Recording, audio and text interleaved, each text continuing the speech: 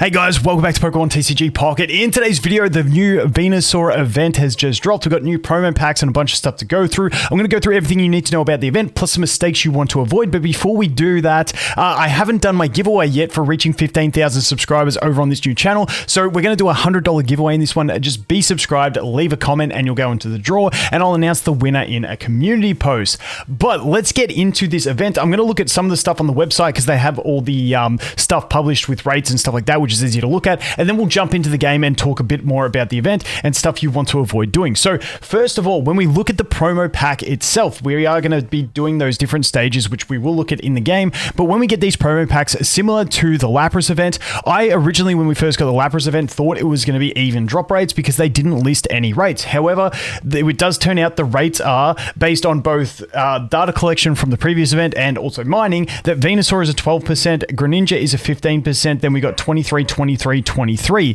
Now, the big thing about this event that differentiates it from the Lapras event is Lapras was the low drop rate and it was a new card, whereas Venusaur and Greninja are both just different skins, essentially, which obviously are good to get. You want to get those, but Haunter and Jigglypuff are the two ones with actually big changes. So if we go down here, you can see Haunter has 70 HP and a 50 damage, but it is a coin flip, whereas the other Haunter has 80 HP and only 30 damage, but no coin flip. So that is the difference there.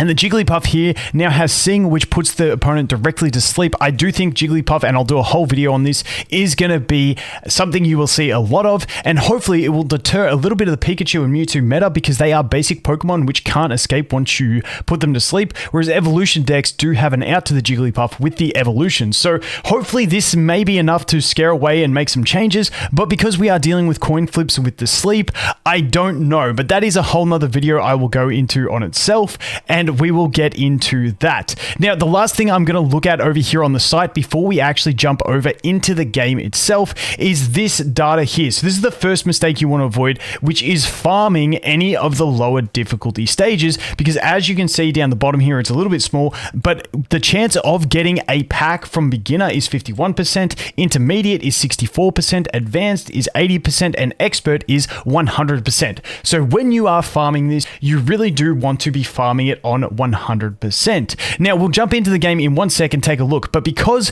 we look at the decks that the opponents will be using on all the different difficulties, and they are primarily weighted around the grass card. So if you look at this one, the expert, it's got two Kangaskhans, but then it's got the Venusaur line and it's got the Lilligant line. So if you want a couple decks that you can take a look at and possibly use to go ahead and defeat this stuff, I'll give you guys a couple options over here. So if you jump over here, we can take a look. My head's only covering the Pokeball, but this is a very free-to-play option that you can really cruise through. Now, often when you play PvP, this deck would be running in place of the Heatmore. People run Farfetch'd. However, I'm running Heatmore in this one because we know we are always fighting grass. Yes, we have the Kangaskhan, who is a bit of an issue, but Heatmore lives two hits of Kangaskhan, whereas the Farfetch'd doesn't. So I think for this event, Heatmore is good. Just note, if you're PvP, you don't really want Heatmore in this one. But then we're just basically running the two Ninetales line, the two Rapidash line, double Blaines, Giovanni, just some staples. This should get you through this.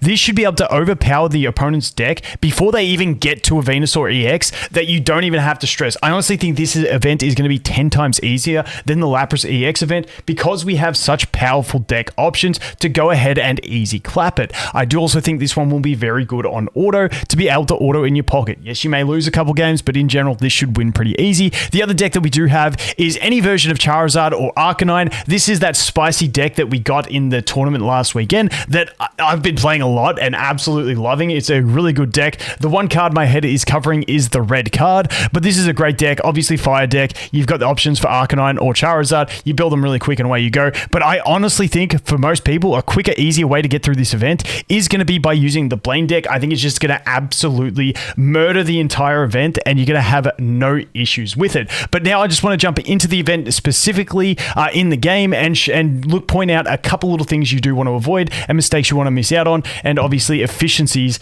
are going to be huge in these events, trying to do things without wasting your resources, because hey, at the end of the day, you do want to maximize your packs, get as many of these cards as possible, because we don't know if these are going to be available for trading or anything like that. So I'm personally just trying to max out as many of these as I can. Plus, personally, I love Greninja as a Pokemon anyway, and this looks sick, and this Venusaur art is absolutely wicked. Along with the Onyx one, I absolutely love too, and I've been obsessed with Brock lately, but I'm gonna shut up. Let's jump into the game and talk about those things. Okay, so here we are over on my account. You can see the events just started, and I made the mistake, first of all. I thought I didn't even read the missions. Now, this one here on Intermediate, because you don't really want to battle this twice, because it's only got a 50% chance of dropping the pack, and if I have to come back to it, it's another chance I don't get a pack. But you can see here, one of the missions is make your opponent's Pokemon asleep one time. So make sure you bring something that can sleep in this deck. Whether it be a Hypno, whether it be a Wigglytuff, whatever. You won't have the event Jigglypuff yet, so you can't cheese with that. But if you've already gone through and opened packs, then yes, you can come back and bring the Jigglypuff. That's what I'm going to do here. Because I missed this mission, I'm going to come back and battle this one once I get the event Jigglypuff. It's a really easy way to do it, and then I'll keep going. But make sure you do all these missions in your first attempt if you can. Once again, win by turn 14, pretty easy. Knock your opponent's active Pokemon out 2 times with an attack from a Fire-type Pokemon, pretty easy. So you should be able to do these missions all in one hit. And if it looks like you're not going to do the mission, you simply exit the battle and it won't consume your stamina. Stamina is only consumed on a win, which is the fantastic thing. As we go in over here into the advanced one, now the advanced one does have the mission of win 5 or more battles, and that's going to give you 4 hourglasses. Now with this one, I definitely think you can do this because this one does have an 80% drop rate. So you're not going to, like on odds, like maybe you miss out on 1 pack. Obviously, you could miss out on more, but maybe if you want to play it safe, clear this one once. Make sure you do the 3 diamond, the 1, 2, 3 diamond. That's just using the Blaine deck. Win by turn 14 without your opponent's Pokemon getting any points. Those are easy.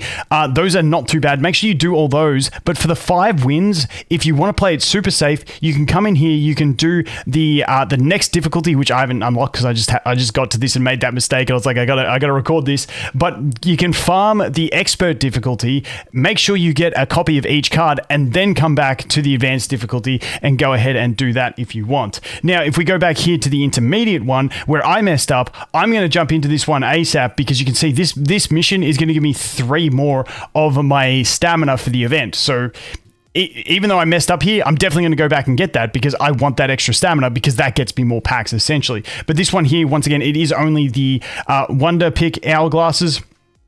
And it looks like my internet is dying, but it's only the Wonder Pick hourglasses, so it's not as big of an issue to rush into doing this one because, once again, they do give you those lower rewards, but obviously getting your first time clears is going to be a fantastic thing from these ones. So once again, very, very similar to the Lapras event, but thankfully the cards that are new are the high chance drops, and the cards that are lower chance drops are only skins, but obviously we still want to get the Venusaur, you still want to get the Greninja. They are fantastic cards, so they just look amazing, so you do want to get those. And just remember, don't let your stamina overcap. You do not want to let this overcap, but you will have your glasses, so make sure you keep this around 0. You just keep it down, so if you've got to spend a day doing something, you don't get burnt out by overcapping. And then only use the hourglasses when you've got some spare time, and you can keep your actual energy low so that you don't go away for a day and forget about it and then just overcap. You want to get all those cards. So let's jump over here and let's go ahead and open the few packs that I did get here and see what we get. Hopefully we can get the Venusaur and... Dude, I only got 1 after all those?